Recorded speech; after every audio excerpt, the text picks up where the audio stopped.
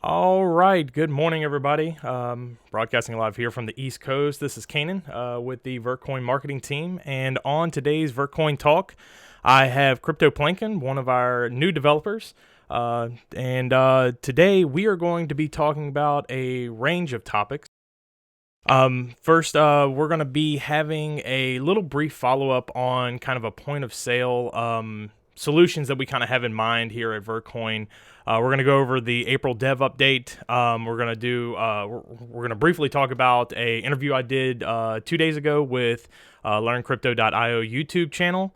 And then we're going to look at the latest ASICs from Bitmain regarding Equihash coins. And then, of course, the fun thing that happened this week with our Twitter that got hacked. And then a few other items that we're going to go over this whole talk. But want to welcome CryptoPlankton onto the talk, and he can start off with talking about some more point-of-sale solutions that we're looking at from a development standpoint. Hey, how's it going? So, I think we briefly touched on merchant adoption last episode, and I'd just like to continue along that same line. So, continuing on from Litbox implementation, what we have coming after the Litbox would be what we'd be focusing on is a point of sale solution that would be a Lightning enabled point of sale solution. So currently it's quite a big problem in crypto in terms of accepting crypto in person, especially for businesses. When you can use mobile devices and transfer from person to person, but that gets quite complicated once you start to do things like invoicing. So when a larger business needs to sell, they need to keep stock of what's been sold and and keep track of different items in stock. They need to have that into an integrated service, something that they can have like a cash register that can integrate with Lightning. So we imagine a sort of small device that would connect to, much like a card processor, that would connect to the internet, and it would then act as a Lightning terminal.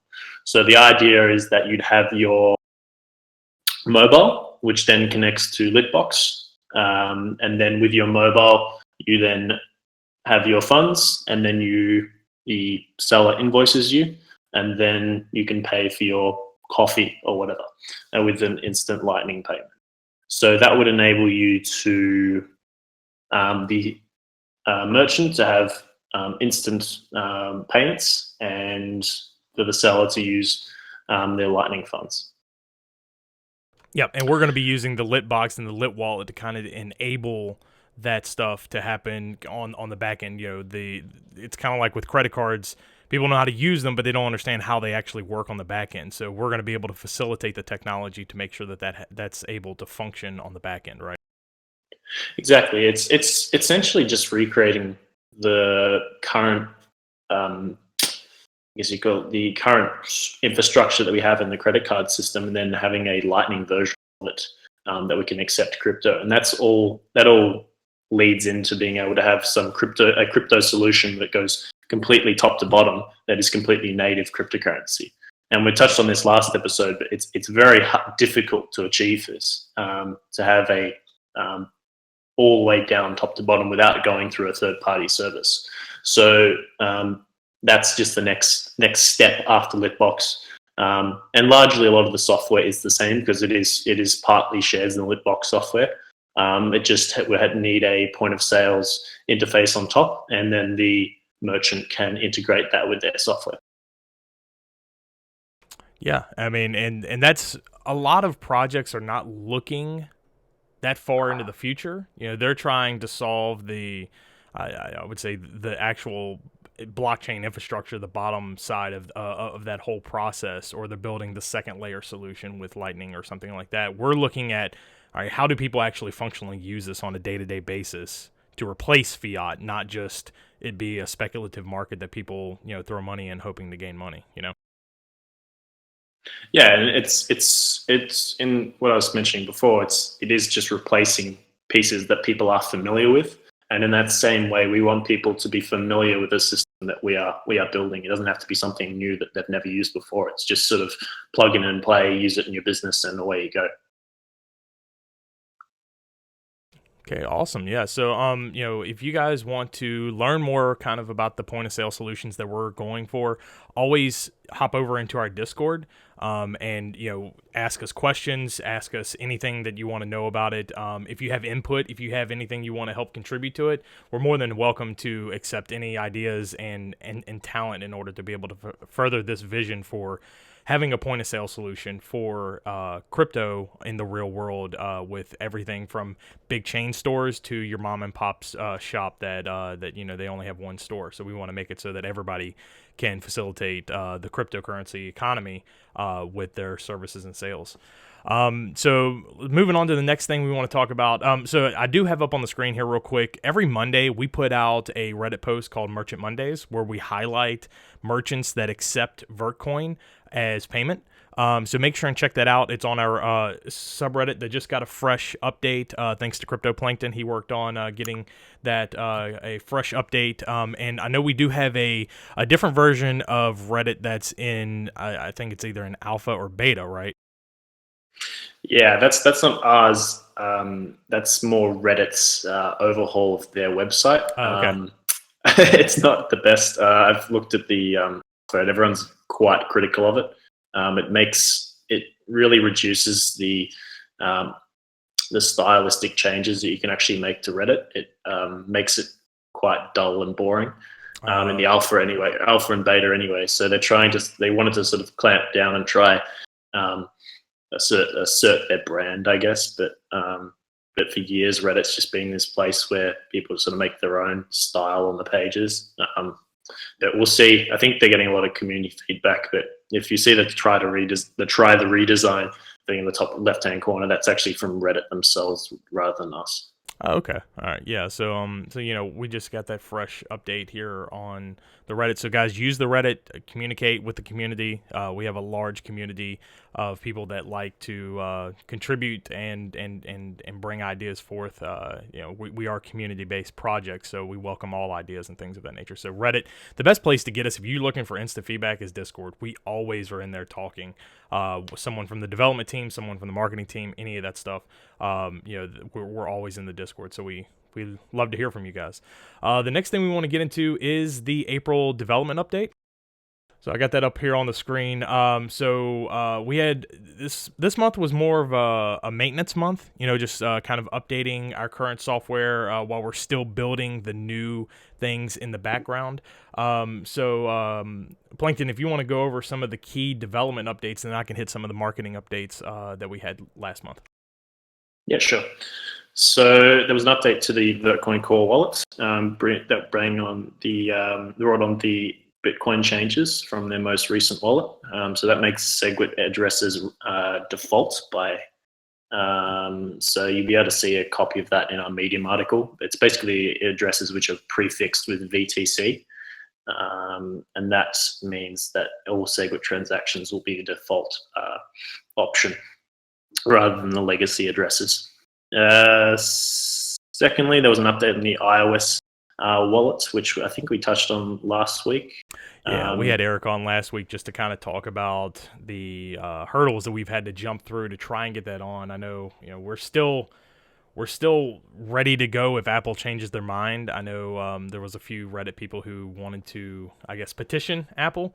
We if you do reach out to Apple, we obviously recommend to be courteous, be kind, don't cuss them out or anything like that. Because at the end of the day, we still need to be professional. But you can let them know that, look, we really want this wallet on your platform, and we're very disappointed that you're not allowing it.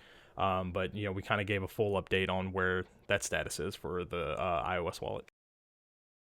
Yeah, sure. So yeah, it's a bit disappointing, but we'll see how it goes. Anyway, so the next item was Lit Wallet. So that's a project that I've been working on, the user experience for that one. So I'll just take you into a short sort of what it's been like to develop that myself. So as of now, there is no other multi-coin Lightning wallet design in existence that I know of, or that anyone else knows of. So as a developer and actually trying to make something like this and make it familiar and make it simple for the user, given the limitations of Lightning, it's been very interesting to see how something like this would actually function, because there are no other examples that I can go off. There's nothing else. Like, it's not as simple as a bank, like a bank app where you have a single currency, or any of the other currency, or any of the other crypto apps that exist, because they only have a single currency. And then you've got to deal with the channels, Lightning channels as well, which then has even more, I guess you call them subsections of the app, which makes the tree, I guess, the tree explorer of the app quite complicated. And being able to simplify that into something that's like simple for the user to understand without introducing new concepts was really quite fun. But I think, yeah, there's examples of that in the Medium update, so you can actually look at some of the screens that I put there as examples. Yeah, I got that pulled up now. Yeah, so it's this app itself is a tabbed view application. But I can actually. Do you want me to go more into the app itself, or? Sure, yeah. I mean, while we have this up, or? you can kind of go step by step into these different screenshots that we have here of kind of how we want to develop this app to kind of function, not function like a modern day banking app, but we want that familiarization, because we think that people will be able to come to the Lit wallet and be able to navigate through it pretty easily. Right. Yeah. So I'll go over just the homepage itself. I think I won't go over too much more because I don't think we have time. But the homepage itself, which is the second from top on the left. So the way we've dealt with channels is we've split the balances up into two different categories. So you've got the coins themselves, which if you go into the coin, you'll be able to send an on-chain payment. So that's just a normal payment. To deal with channels, what we did was abstract channels into a physical, a virtual debit card. So the person loads up their virtual card, and then that becomes the channel. Okay, so they don't have to deal. One of the major things I really found that were complicated with the current Lightning implementations is the word channel is meaningless to the average user. You will scare them away so quickly. And you have to plug in addresses, and et cetera, et cetera. Whereas in this, it's abstracting into a metaphor that they understand. They've dealt with a card before, and it has that connotation of being, I'm able to pay with that instantly. So if you load things onto your card, you'll be able to then pay your coffee instantly. Yeah. So it's being able to have the user understand at a balance level what are they able to pay quickly with, and what are they able to then send slowly. So, and that's the real trouble. It's really a balance issue. So for any of those who have looked at Lightning before, you'll know that you have to actually fund channels. And if you just put all of the funds into one category and say, okay, I have this many Vertcoin, the user, say they've got, say 80, and you've got 100 in total, and they want to do a transaction of 90. If they just saw they have a balance of 100, and then the system told them, oh, sorry, that you can't pay instantly because you don't have enough funds in the channel, which according to the app said they had 100, and then they're going to have to wait for the app to then put it into a channel, which is going to take it full transaction time. So the user actually needs to be aware of how much is in a channel. So to make that simple, that's the solution that I've come up with. Yeah, a lot of people aren't going to be able to. I mean, a lot of people aren't going to understand the differentiations between a channel and then the wallet itself. They're going to assume it's the same. So anything we can do from a user interface standpoint to make it as simple as possible is going to be paramount into making sure this has mass adoption. Yeah, exactly. And then from that case, it goes on to I'll just touch briefly on the page after that, but the send tab is equally as simple. So when you connect with someone on Lit, it's like, so say, for example, Canen gives me his Lit address. He gives me his Lit address, and then I've added Canen, and then I can send him coins. At the moment, I'm not sure if we're debating on whether the profile option for a profile picture was relevant or not, but definitely a display picture would be definitely on the books. So that means that when I add Canen, he gives me his Lit address, like he gave me his phone number. I could then send him any crypto I choose, Vertcoin, Litecoin, Bitcoin, through that Lit address. So I go to the send tab, I click Canen, I click the coin, and then I send the amount. So it's much simpler, the whole channel abstract that everyone else has got going on at the moment. Yeah, so I'm really excited to see this coming to fruition, and and get it in the hands of the users and just in testing, and yeah.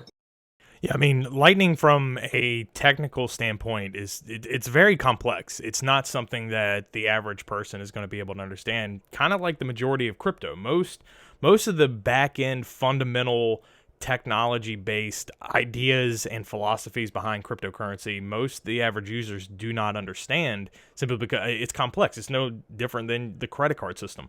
I have no idea what I mean, I kind of understand, but what Visa uses in order to facilitate those quick instant transactions whenever you go to a 7-Eleven or something like that and buy a soda.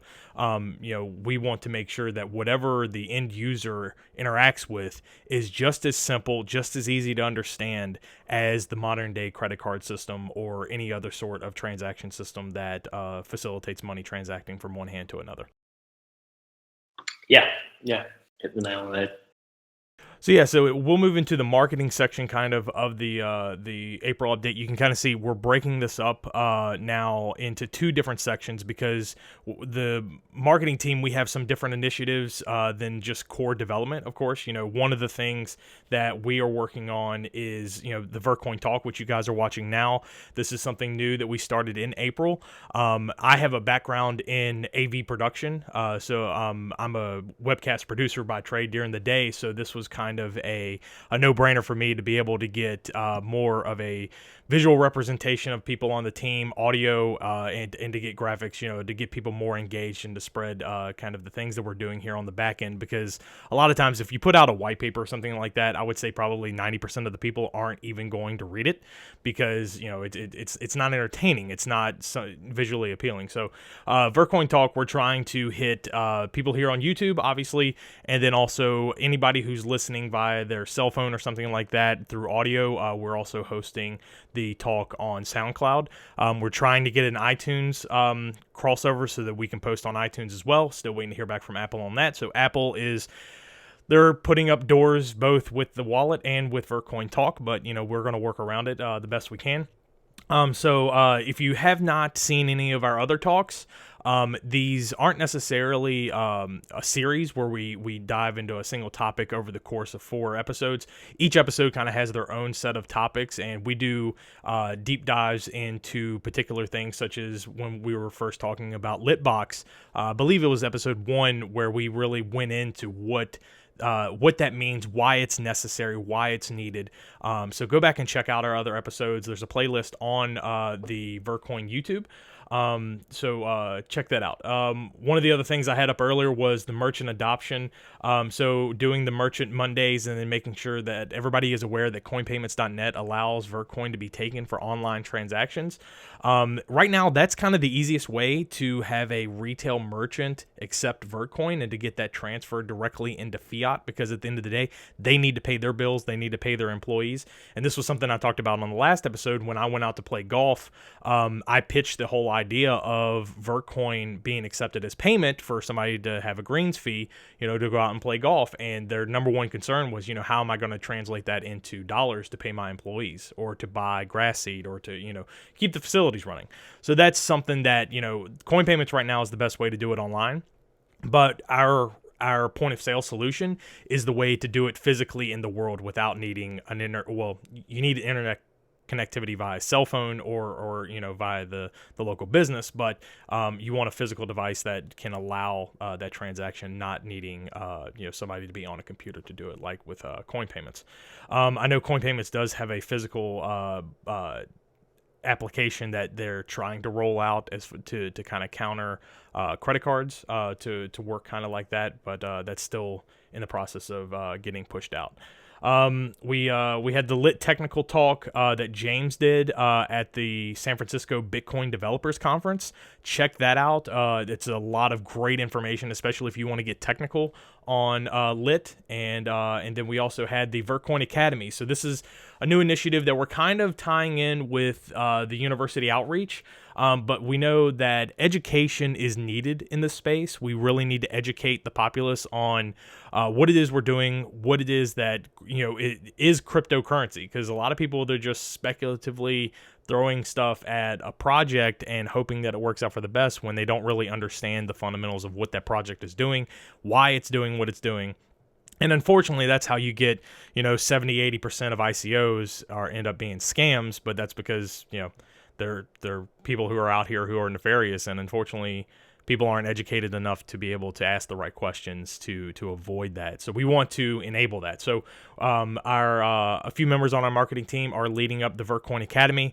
We're getting that built up, and it's going to kind of replace Vert Docs, which is an initiative that we launched about a half a year ago or so. But we're going to update that and revamp it to be more of an academy-based system. So look for more updates in that coming soon, and you can check that out.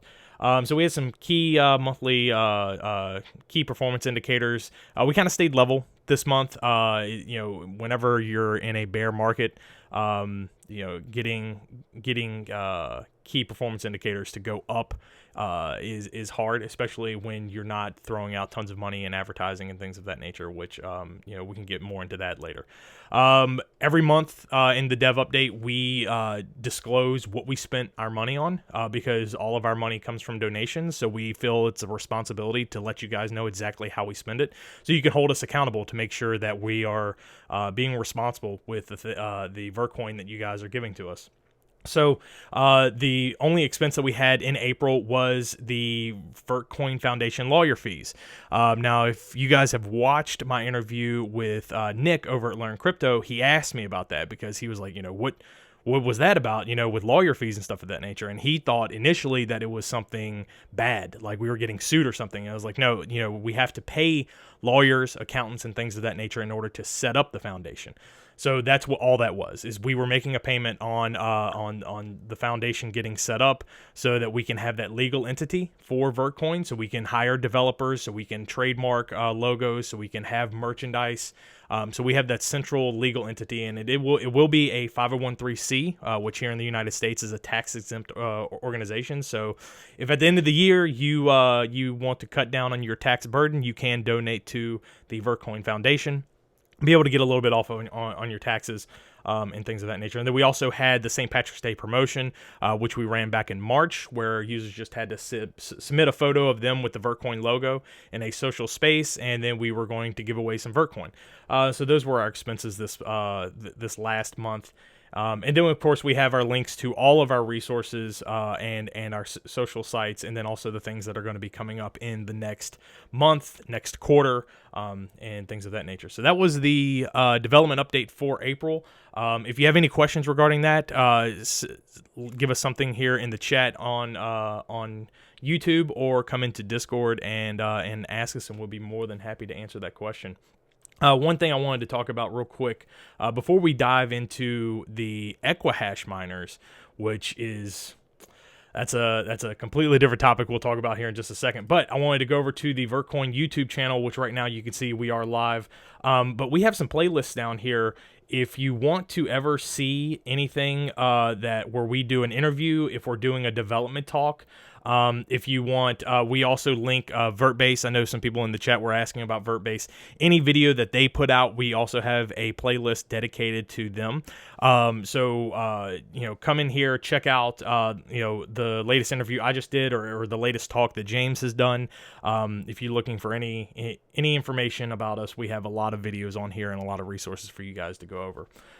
So let's dive in next. Bitmain, we're not a fan. But they released their Antminer Z9 Mini for I guess it's pre-sale because it's not shipping until the end of June. But this hits the Equihash coins, which I'll throw up here real quick. The Equihash coins are your Bitcoin Gold, Zcash, Bitcoin Private, Komodo, Zencash, Z Classic, Bitcoin Z, Hush, and BitGem. So all of those coins use the Equihash algorithm in order to process transactions on their blockchain. So Plankton, what do you think about this move by Bitmain, and how do you see this affecting those coins in the future? And what do you think they may do from a development standpoint to kind of either embrace this or to counter it? It's well, one first. It's very worrying actually. So currently, you've got Bitmain Strategy at the moment. They're just moving through all the algorithms. So they're moving from one to the next, to next, to next, to next. Who knows what will be next? But what is going to happen for sure is they are eventually going to create an ASIC for every single coin to try corner the whole market. So, and I think what we're seeing from the actual development teams, and we're seeing who has promised a fork and who is now not saying, oh, maybe not, we won't do the fork, even though the communities were expecting a fork. So it's interesting if you go into the communities themselves and just have a read and just look at the sentiment of these particular coins. You get this divided opinion, sometimes from the developer and sometimes from the community. But then this sort of, hey, I thought we were going to fork, like ASICs are bad, etc., etc. I'm going to just like this, all of my profitability is going to go basically through the floor.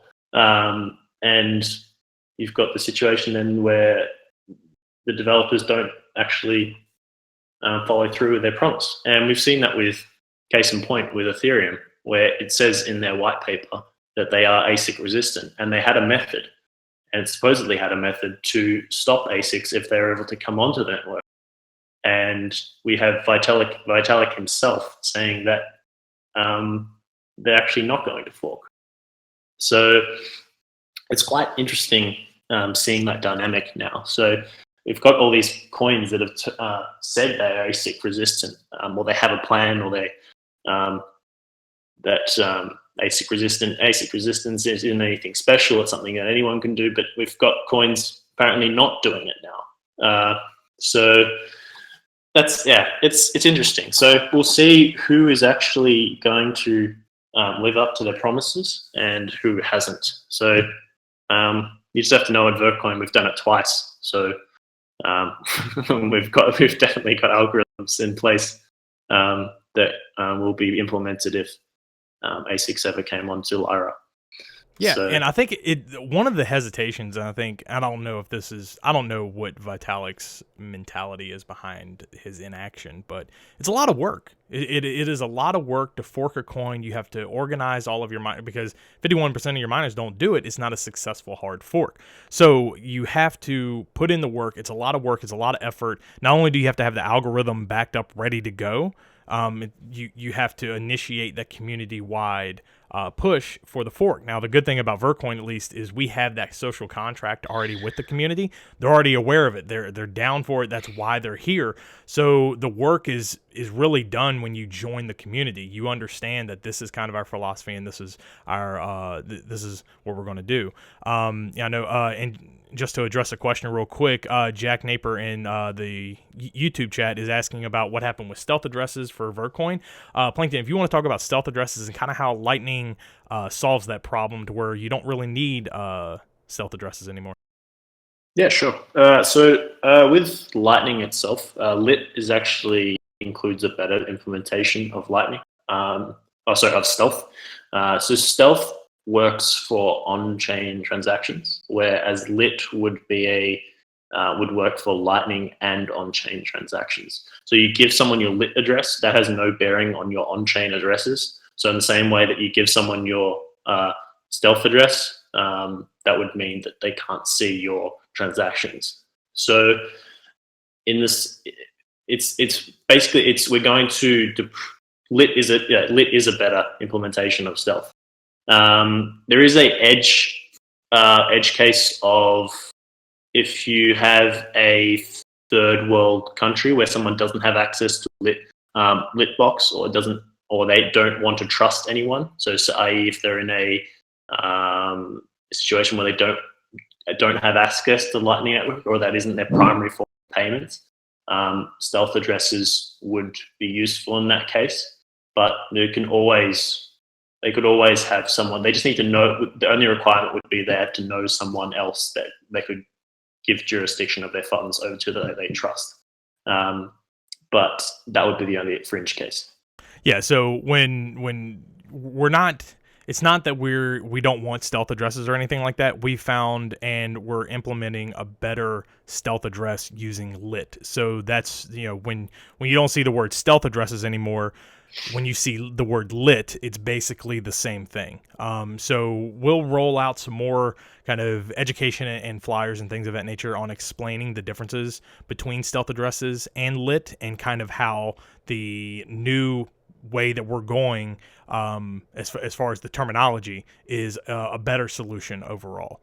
So that addresses. Yeah, that. sure. I can actually go over some of the channel stuff. Sure. Yeah. Really, really briefly, while we're at it.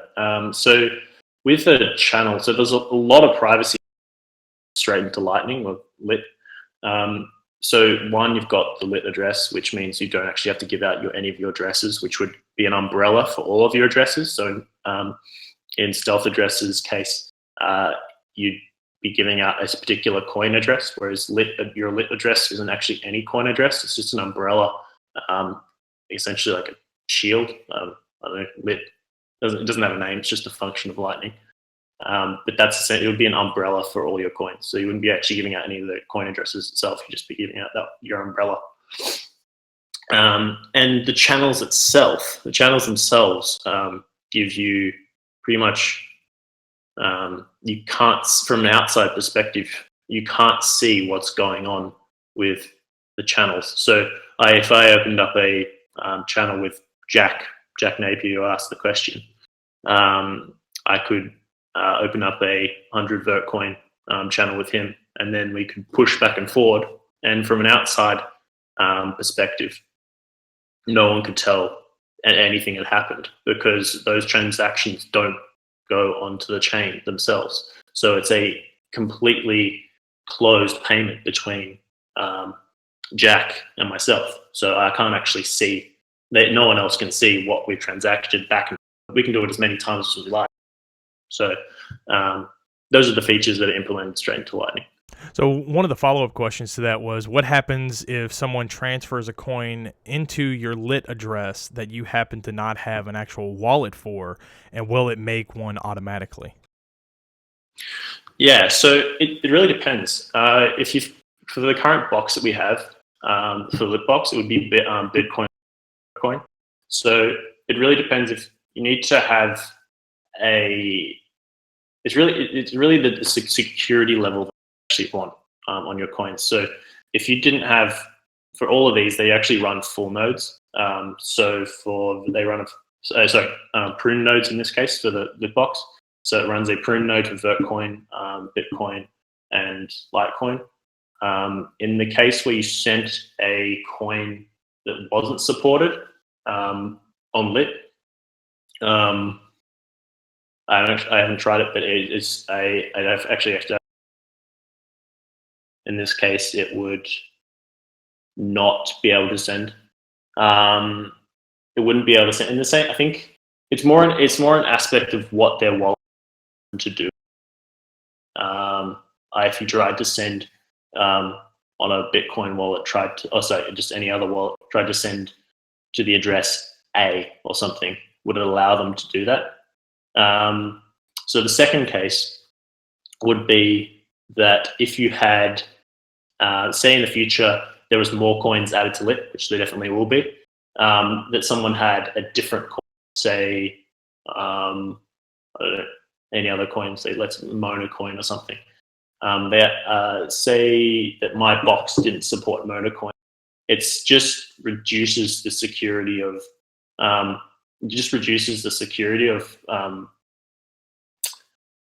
the coin that you hold, because ideally you want to hold a full copy of the actual coin itself. You don't want to have to rely on anyone else. Yeah, so I guess one So thing yes, that in short, yes, it would work. It's not okay. ideal. Yeah, so there's and maybe that's something. That raises a good question. Is maybe there's a I don't know if Lit enables some sort of verification process to where if you were to send a coin, say I'm trying to send Mona coin or Monero to a VTC address or to someone who doesn't have that coin enabled on their box. I wonder if there could be some sort of ping that allows the channel to verify that the other end of that channel has the appropriate coin enabled and things of that nature before even initiating the transaction. I think that may be more of a question for James because that's kind of getting on more of the theory side of Lit. But it's also a feature function as well, and I'm sure like the Lit wallet itself is designed foolproof. The thing is, you have to make it backwards compatible with, attempt to make it as backwards compatible as much as possible with, say, like legacy, like a legacy Bitcoin wallet or something. Like the first, you could backwards to number one. You have to make sure that people make it obvious, especially like one of the problems that you actually have in the UX is that when you generate a receiving address for someone, you can't just click generate a receiving address, because if I say Canen has a legacy Bitcoin address, like version 1, so the earliest version, 0.01, and I then sent him a receiving address that was a lit address, his wallet wouldn't know what to do with that address. So in that way, you'd actually have to specify that. So, and until they are depreciated, you still have to, and that's something you can't really get around. So it's designed, we are designing this to the T, where we can actually get it as, to trim it as much as possible until the user, it's just completely, anyone can use it. And that's the goal.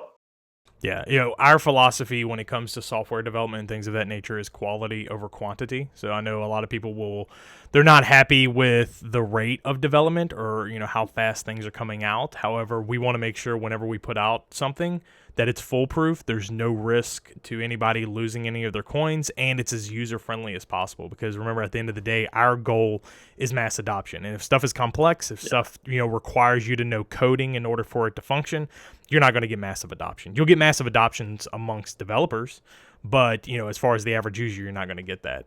But we'll segue back. Go ahead. Oh, sorry.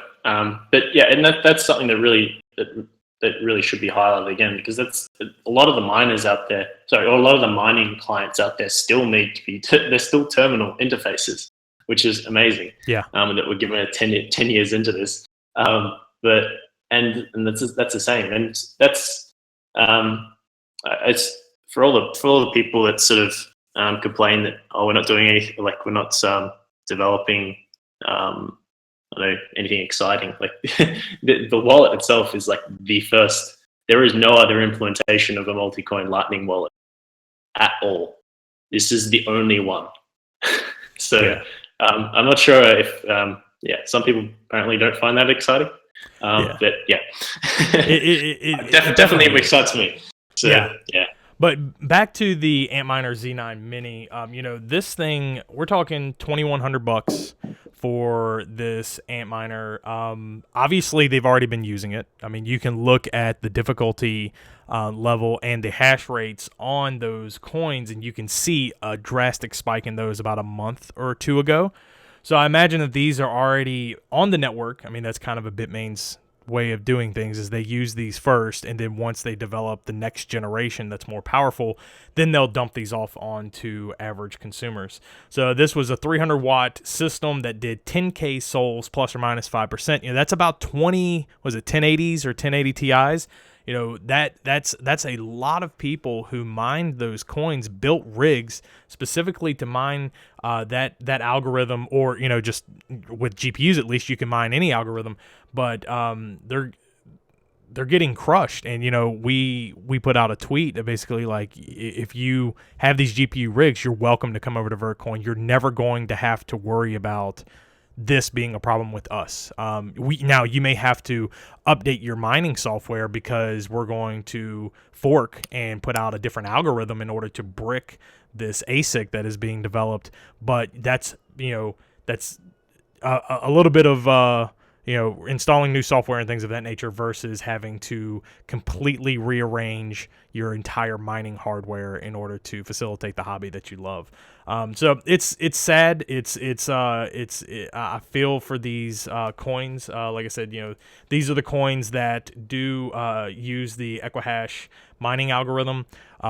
We'll see in the coming months kind of what they propose as a solution. Hopefully they don't go the way of Ethereum, where you have the developers who say, we're cool with it, just it is what it is. And we'll see if they'll actually put in the work and the effort to fork. But just keep an eye on those, and if you want to know when these ASICs drop, who they're affected, and things of that nature, pay attention to our Twitter, to all of our social sites. We're constantly monitoring this stuff because, as you know, our number one thing is making sure that we stay as decentralized as possible. And ASICs at this point in time are kind of monopolized by Bitmain, and we want to avoid the spreading of that the best we can. I understand there's some people who say, well, let it happen to other coins. More people with GPUs will come your way. It's like, well, at the end of the day, we want to be a benefit to everybody in the cryptosphere, not just ourselves. So that's why we like to push out that information. One of the other big news items for this week, which I got to figure out, and then attempt to stop while this was happening, was our Twitter got hacked this week. I don't know if any of you guys got to see that happen. I think that was on Wednesday, wasn't it? Yeah, I believe so. And so what ended up happening is I was at work, and I noticed that we had put out a tweet of a music video to SoundCloud, and I was like, wait a minute. I said, this is not something that we had scheduled on the marketing team to push out. We didn't have any projects running with any sort of entertainers or anything like that. What is this? So I started asking our team, hey, did we put this out over Twitter? And I realized really quick it wasn't, so I deleted the tweet.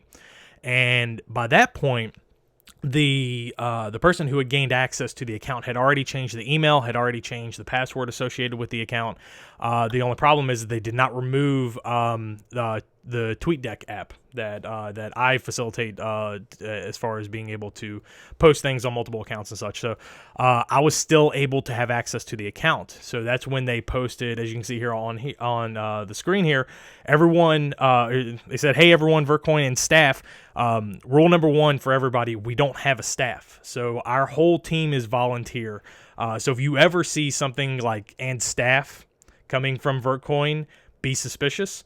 Also, they said, we are pleased to announce we're doing a 10 BTC giveaway to our followers to celebrate Vertcoin's success. Send 0.005 to this particular address to enter. The winner will be announced on the 3rd at 8 p.m. Eastern Standard Time. So one of the red flags there was we're going to give away Bitcoin. Send Bitcoin to us. And the first thing I would have thought about was, well, this is Vertcoin. Why are they giving away Bitcoin? Why are they accepting Bitcoin? That's just me. And a lot of people, this caught a lot of news real quick because the hacker would post it, I would delete it through TweetDeck. The hacker would post it, I would delete it. And we played this game for about 15 minutes. And then finally he realized, okay, I've changed the email, I've changed the password. How do people still have access to this? And he found out, and he removed the TweetDeck app as having access to the account. So I lost my ability to stop this charade from happening on our account. And at that point, we had pushed out things through our personal Twitter. So as you can see below, James, our lead developer, he had put out that we had been in contact with Twitter support and do not accept any of the giveaways. So another thing is make sure you follow all of the developers, and you can follow me on Twitter. Look for us on Twitter. So if God forbid something like this were to happen in the future, which I doubt it, now that we've put in two-factor authentication and a bunch more security measures to make sure that the access to this is locked down tighter, then this shouldn't happen again. But always make sure to follow the people behind the project as well as the project. But so this happened on Wednesday. Plankton, I think you were asleep when this was going on, but yeah, it took about 8 hours or so before we got access back to the account. But it definitely was a chaotic time, to say the least. So one of the other questions we had here says, does Vertcoin have something in common with Vera Unique Coin? The logos are similar. Name also. Just wondering. No, we have nothing to do with that coin. In fact, I've never heard of VUC. So I know. Be careful also on Twitter, because people are making fake accounts that they'll remove one letter from the account name. So instead of Vertcoin, it will be Vercoin, and they will remove the T or something like that. So make sure that you're following the official channels from Vertcoin. So yeah. Let's see. So we had that happening on Wednesday. We got it back. We're back to running as normal. I think there was a few transactions that happened on that account. I hope nobody did send anything. Just please make sure don't ever accept a giveaway or anything like that. And, the only giveaway Vertcoin has ever done is we did the St. Patrick's Day promotion, but that required you to do something. You had to post a picture socially, and then we were going to give you Vertcoin. Just be careful out there, guys. There's scammers everywhere on social media, unfortunately. Yeah, there's a lot of, and for those who haven't been on Twitter, there's a lot of same style scams on Ethereum. They'll hijack any particular page or comments section and make a very similar style account, and in terms of change a letter or add some Unicode character and try to impersonate the page. And it's become a really, really big problem on Twitter. So general rule of thumb, no giveaways in terms of if you have to send money to the person, do never, ever, ever, ever, ever do it, because it is a scam. Yeah. And at the end of the day, we want to make sure you guys are taken care of and not taken advantage by people who are being malicious on social media. I mean, it's kind of crazy that, our goal is to contribute to the community. There's other people out there who want to take advantage of it. And so anything we can do to help just raise awareness, that's what we're here for. So some goals that we have over the summer. So you guys remember the summer of last year was kind of the beginning of that bull run in all of the markets and things of that nature. We don't know if that's going to happen again or what have you, but over the summer, we do have the Litbox demo is going to be shown at a cryptocurrency convention that's going to be happening up near MIT. James is going to be on site there, and we're hoping to have a physical box ready to go to demo. We're hoping to get some photos and some video out of that to be able to bring to you guys who aren't able to attend the conference.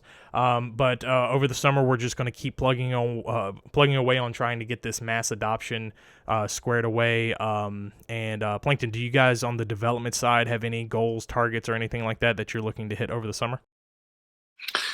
Largely, it's just lit.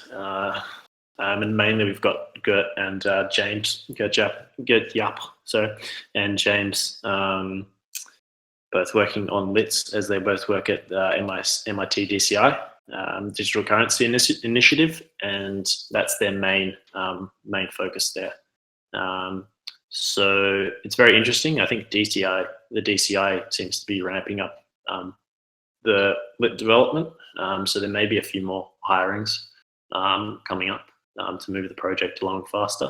But as soon as multi-hops gets implemented on LIT, I think then we'll start to see a lot more movement. And for those who don't know, that's the system that allows the payment hopping on the Lightning Network to function. Yeah. So that's really where the focus is at, and the products the ecosystem that surround LIT itself. So Litbox, the the payment solutions. So all of that is the better Lit gets, the better Litbox gets, and it's just really a feedback loop. So the better we can make Litbox, and the better we can push the boundaries with what we want to do, and further Lightning Network development, the more it benefits us. So yeah, it's great to have. Yeah, so it's great to have that connection, to be so close, like with that development. So yeah, to be able to have developers in the thick of Lit being developed at MIT. Now, and that's something that people have to understand is, while they are employed at MIT DCI, they are also developers on Vertcoin, but the only thing we're not in an official partnership with MIT, but that information sharing and being able to help each other, that's key to making sure that the tools such as Litbox, Litwallet that we are developing are able to function flawlessly on the Lit network. Being able to have that information sharing and contributing on both sides is paramount. Yeah, and there's not many other teams. I don't think there's any other team that have that. Because from Ellen, all the other implementations, LND require you to, or Eclair require you to fork the software and essentially just make it for your own coin, implement it on your own coin. Whereas that's not really furthering the development as such. It's just kind of implementing it on your coin. Whereas having that relation where we're actually developing and furthering it gives us a really good sort of insight into what we can do and what we can accomplish with Bitbox. So we had a question here on YouTube. They had asked if, and I'm assuming this will be the Litbox Lit wallet. Is it compatible between? Is the compatibility between the mobile wallet and, like, say, a Treasure T? Is that going to be an option? Is it going to be where you have to, if you're going to do your transactions and things of that nature, you need to have your coins in the wallet, not necessarily on some sort of cold storage device like the Treasure or something? Yeah. So there's a few settings in the settings section of the wallet itself. So there's one you can do that from a number of places in the app, but you can import from Paper Wallet and you could export to Paper Wallet.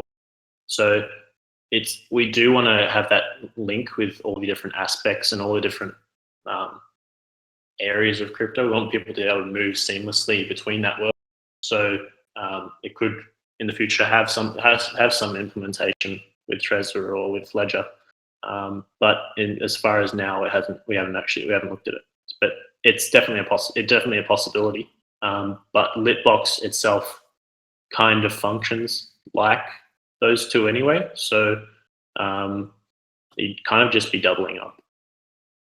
Yeah, I mean, for me, the way that I plan to use it is I'm going to have, a percentage of my currencies in cold storage, and then I'll have a percentage, if it's kind of like budgeting on a monthly basis. You have a certain amount of income that you bring in, and then I expect my expenses to be X over the course of the month, and if I want to use, crypto to pay for that, then I facilitate that by putting that into the wallet and then enabling those channels to be used for any sort of transactions. So, we're going to be doing a complete, breakdown on how to use it, how best we may even come up with some best practices as far as being able to facilitate that. But we want to make sure to give you guys as much literature as we can to make it as easy as possible for you guys to use this in the future.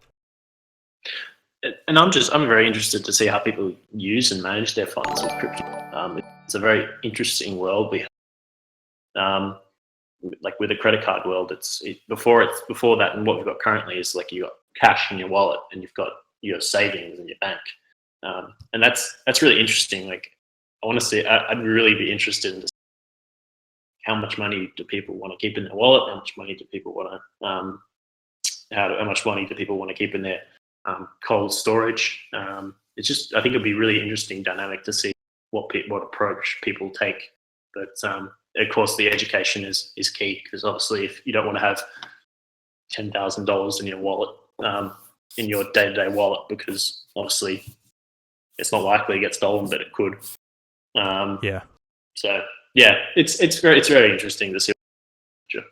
Yeah, and when you guys want to kind of understand the origins of Litbox, if you go to the Lightning Network white paper, there's a section on there talking about watchtowers, and that's essentially what the Litbox is. It's an implementation of that watchtower. So if you want to understand the philosophy and the idea, the concept behind it, I would recommend going there and reading over that as well. Yeah, and that's really the issue that we want to solve with. I think what Litbox solves is that I have a real problem with crypto being that it's touted as this sort of trustless, this revolutionary trustless asset, Bitcoin, and then meaning you don't have to trust anyone. You have your private key that's yours, and it's amazing that people just go off and then go, hey, I've got this amazing revolutionary trustless asset. I'm gonna store it in an exchange, and Yeah. it instantly becomes this sort of you're using a trustless, revolutionary, trustless asset in a trusted way. I think the whole thing is just really ironic. That's I think, and that's what's really been so hard to solve.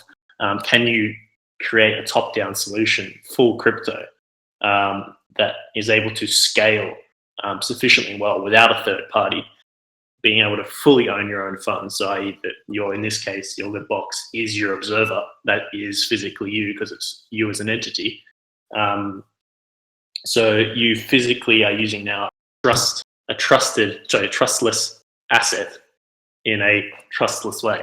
Well, Which is let's do a this. dream. I'll ask everybody here in the chat. Hey, do you guys, what percentages of your tokens or coins or what have you do you store on cold storage versus the wallet that's on your desktop, such as the Vertcoin Core wallet, or if you were to use the Exodus wallet or something like that, versus keeping your coins on an exchange? And I'm wondering, what for you guys, how does that break down for you, and why is that? I would imagine that if people keep the majority of their tokens on an exchange, or their coins on an exchange per se, it's because the ease factor. It's easy to get into it. It's easy to trade. It's easy to do what have you, where you don't have to continue to go across the blockchain, losing a little. I mean, granted, it's very few, but you still have to pay that transaction fee. But if you keep it on the exchange, you don't have to deal with that, and you don't have to, and it's easy to get in and out. I'm wondering if the difficulty or the steps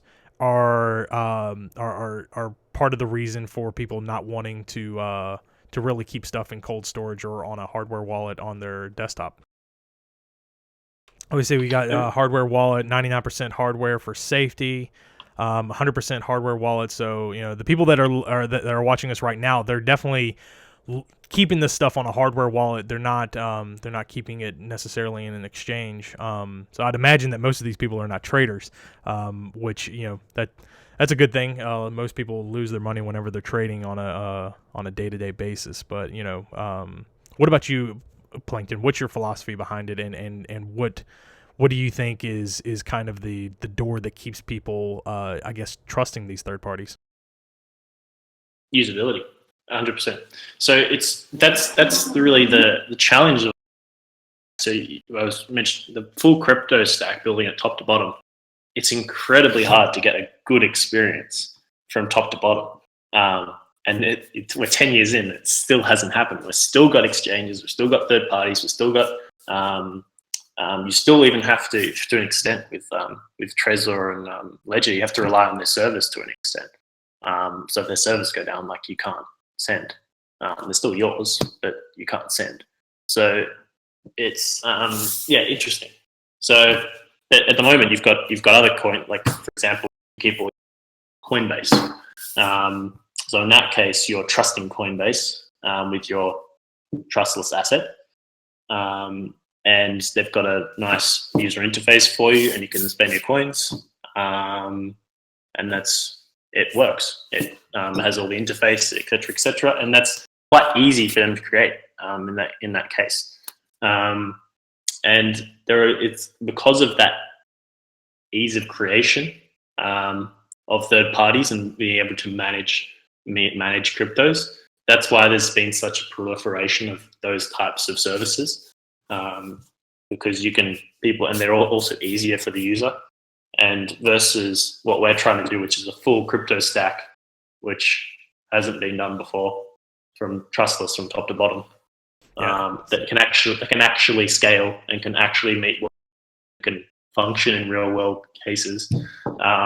That's the dream. Like, that's what we're working towards. So, and that's a pretty big ambition and goal for a volunteer development team. You got to look in one of the questions I got on an interview I did the other day was, if your whole team is volunteer, how do you keep people? How do you keep people going? How do you, you're not financially incentivizing them to come into work every day, and it's passion. You don't volunteer for a project if you're not passionate about the project, if you're not passionate about the philosophy and the underlying reasons for that project.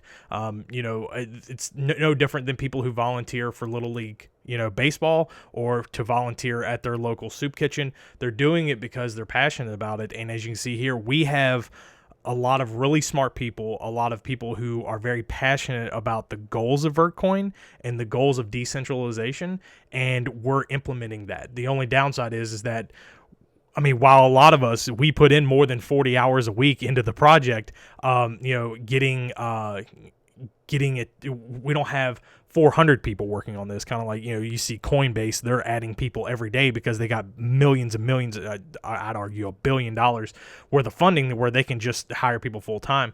But we are doing, I think we're doing a really good job with the assets that we have, with the funds that have been donated to us, and bringing on quality talent to be able to facilitate these massive dreams and massive goals, that really, quite frankly, a lot of other projects aren't even talking about. And they don't want to talk about it because it's not easy.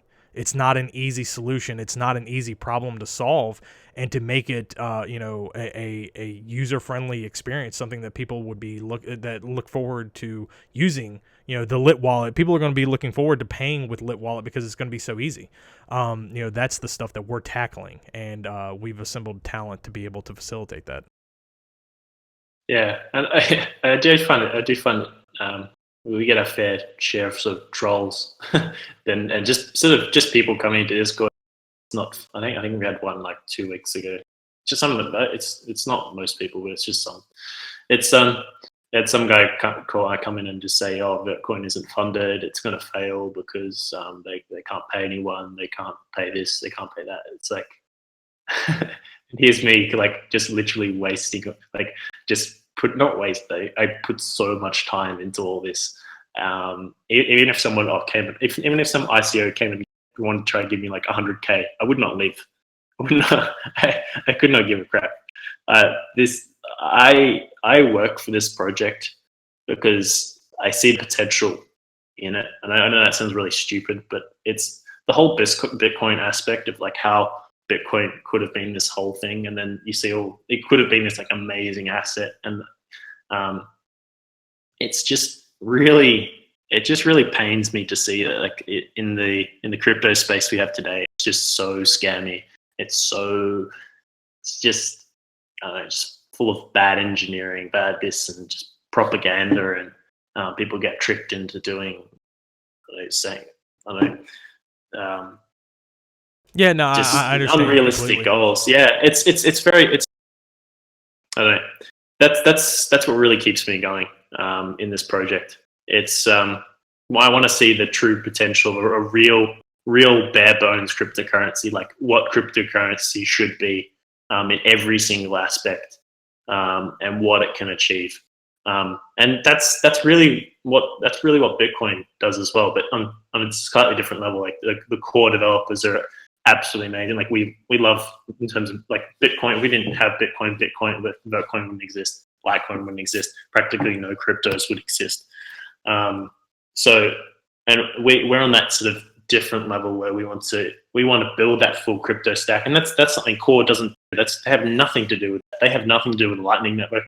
They develop Bitcoin Core, and that's where that sort of we want to cover everything from top to bottom, and it's really, yeah.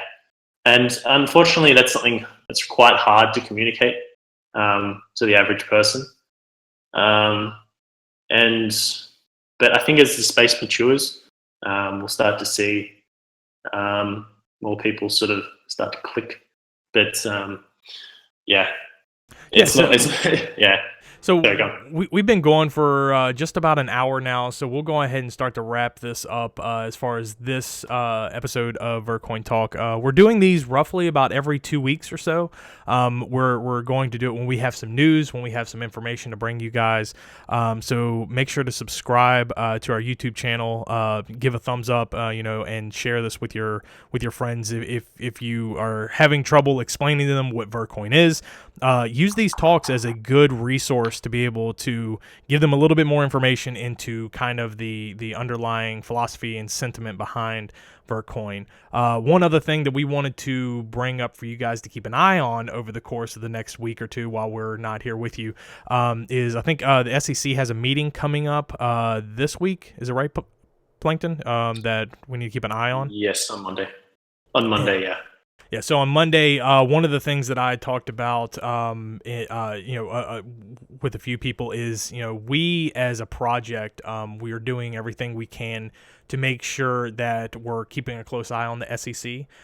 Because unfortunately, there's going to be a lot of coins in this space that get labeled a security. And if any of you guys don't know what a security is, I would recommend looking that up. Understanding the differences between a security and a commodity and what is required of that. So one of the bonuses with Vertcoin is we did not have an ICO, we didn't have a pre-mine, we didn't have an airdrop. Those are the checklists on whether or not if you're a security or not. We're not a company. We're not an incorporation. So, you're not necessarily buying the token or buying the coin to invest into the company per se. So that's another thing that could lead to a security.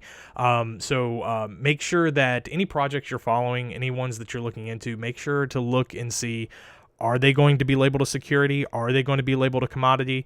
Vertcoin, we are very confident is going to be labeled a commodity, just like Bitcoin, because that's the model that we're following, or we're making sure we stick to that. But make sure and pay attention to the SEC, because while a lot of people will say, well, crypto's worldwide, what does the U.S. regulations have to do with any of that stuff? A lot of times, whenever the U.S. moves in the financial market, a lot of your Western countries will follow suit, and they kind of set the precedent. And depending on what comes out of that, there may be a good reason why. I mean, you look at the majority of ICOs this year and last year ended up being scams. You got people that are losing a lot of money into these, hopes and dreams and fancy PowerPoint presentations that don't actually have a real project. And unfortunately, you still have coins in the top 10 on CoinMarketCap, which is why we don't really pay attention to CoinMarketCap, because you have coins in the top 10 that don't have a product, that don't have a solution. They're just, it's not necessarily vaporware, but it's an idea. So make sure to be careful, guys. Go ahead. Yeah, and just to touch on that, there's so many ICO projects that just enter the top 100 the first day. And to just give an example of that, like as in they just kind of appear, and they just appear as being sort of 200 million or something. And just to float this idea, it's really interesting that you could, if you wanted to, print just give an arbitrary number, 100 quadrillion tokens, and just give them a value of, say, one dog. And even at the price of one dog, this token, if it was listed on an exchange, it would have a price that would be market cap higher than Bitcoin. So it's really weird. Like, people are watching market cap so often when these products, or when you can't even call them products, come into existence. Concepts come into existence, and they're given a price. So it's really interesting that people look at it so much, and you're going to see slippage until they're tokens are just going to keep coming into existence, and it's basically gives the developers free reign of printing money, essentially. So yeah, so just we always say be careful. We're full disclosure on everything and be as open as we can when it comes to stuff, because we want you guys to have as much faith and trust in us as we have in our community. So unfortunately, not all projects are like that, but at the end of the day, you guys have to make that decision on whether or not if you want to be involved in a project that may be labeled a security or a commodity. But so we do have that meeting coming up this Monday with the SEC, so stay tuned to that. And then make sure to subscribe here and follow us on Twitter and Facebook and things of that nature to see the next upcoming Vertcoin Talk. And if you ever have a question, if you ever have a comment, if you want to contribute, come into our Discord. Our developers, you can see those them up on the top right. I'll move it over here to the screen so you can kind of see what that looks like. So over here in the top left here, you have the development team, which is the Vertcoin team members, the moderators for the Discord, and then you have the marketing team members. Message us. You can get a hold of us, and we will be able to facilitate any sort of questions or comments or anything like that. If you send us a message on Twitter or on Facebook and you don't get an instant feedback, hop into Discord, and we'll be sure to get your question answered. But that's going to wrap it up here for us on this episode of Vertcoin Talk. We'll look forward to seeing you guys on the next one. I wanted to thank Plankton for joining me today. And we will see you guys on the next one. All right.